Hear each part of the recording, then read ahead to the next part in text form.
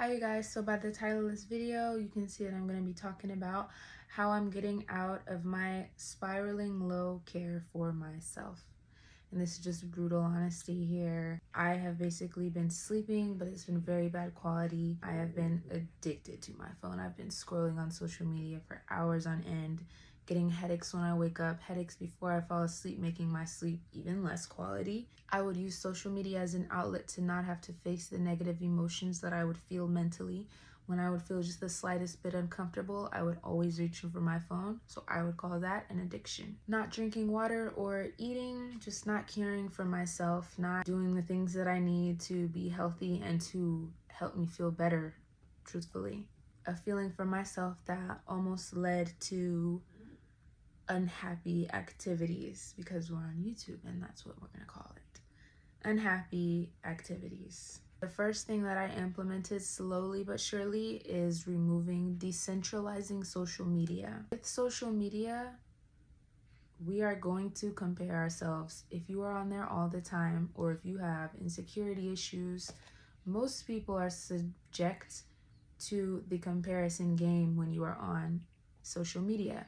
So if you are excessively on social media and you already feel negatively about yourself, or your self-esteem is not in the greatest space, social media, being on there all the time, is not a great idea for your mental health.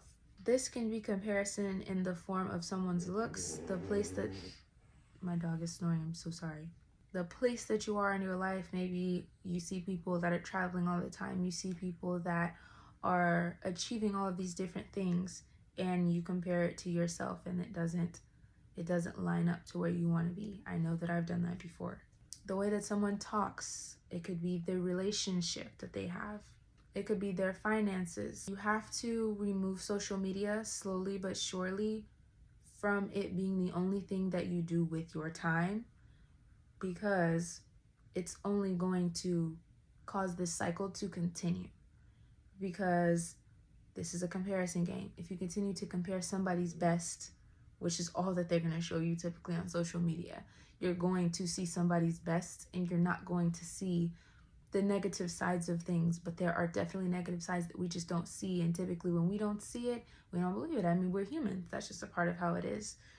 So for the means of comparison, even if it's not intentional, you're not even doing it consciously, it's something that can happen subconsciously, which means that you don't even know that it's happening, but you're doing it. So decentralize social media to where you don't have all of these people to compare yourself to, because people are only going to show their best face on social media. Scrolling releases an unhealthy amount of dopamine that is unnatural and unnormal. So when you initially begin to take your time off of social media, it might be a little bit difficult. That is because you're used to unhealthy, unnatural levels of dopamine through this consistent scrolling. That's how the apps are designed to be, because it's an app and their goal is to make money. It's to engage you as much as they can to make as much money as they can. So there's a lot of dopamine that's released, and as you change these habits, it's not something that's going to happen overnight. It's something that's going to continually become more easy the more that you mold your brain. Because right now, your brain is molded to only want to be on social media. It's molded to, this is giving me the most dopamine, and your brain is just going after dopamine, and it thinks that that is the best thing for it to do. So the way that you can slowly phase out social media is do simple things. If I'm being 100% honest with you guys, I was on social media when I went to the bathroom. I was on social media when I was eating. I was on social media all of the time. Like, it was taking up all of my time. It was very unhealthy. And start with small things like that. Start with, you can't have social media or TV or electronics when you're eating and when you're using the bathroom, okay? It's a good start, and you build on that over time. But you don't try to go, this cold turkey method works for some people. If you don't know, cold turkey is when you completely stop doing something and you don't phase yourself out of it slowly. You just try to completely not do it anymore. Slowly building on building blocks, and not just going from 0 to 100, getting off of it in the bathroom, getting off of it when I eat food, getting off of it 30 minutes before I go to sleep. You continually build on that, but that's over a period of time. You don't do all these things in one day so that you can see sustainable results. And so when you fall, you don't feel so horrible for falling from, because you're going from 0 to 100. Instead, we're going to create little steps and you're just going to keep going. And sometimes you're going to fall back. It's okay. You just get back up and you keep going. And that's just the process of creating a new habit. And with this, with your mental health, this is going to help your mental health being off of social media. Next is sad music. Sad music is a great tool to allow you to express your emotions, but if the only music that you are listening to is music that perpetuates the negative feelings that you have, those are all the feelings that you are going to have. It's okay to use music to feel related to, and to release, because you have got to release. But you cannot listen to it all the time, because there's a time for release and there's a time for repair. So you need to have both sides, to where you're releasing, but you're also implementing something that will help you to repair what's happening to you. I have a playlist. I'm going to link it down below. It's the one that I listen to, and listen to me.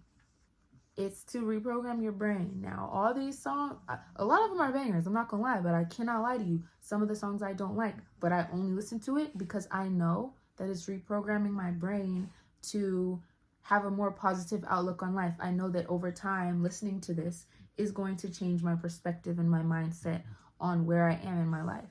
I would also recommend Jim Rohn. He has really good podcasts that help with philosophy and mindset switching to one that allows you to not feel heavy and help you to create habits that will help you out of that space. And lastly, again, I'll reiterate, starting small with everything that you do, starting small. And in place of social media, I would say implementing a habit like maybe reading, drawing if you're into that, writing poetry, journaling, playing an instrument, going for walks, dancing, doing cartwheels, literally anything. Just don't be on an electronic, because they give you unhealthy levels of dopamine. As to where when you search for natural dopamine, your brain will become more back in sync to where you don't have an addiction, there's no comparison that's happening, and you're less prone to headaches when you don't use electronics to get to where you're trying to go. It could be one page that you read.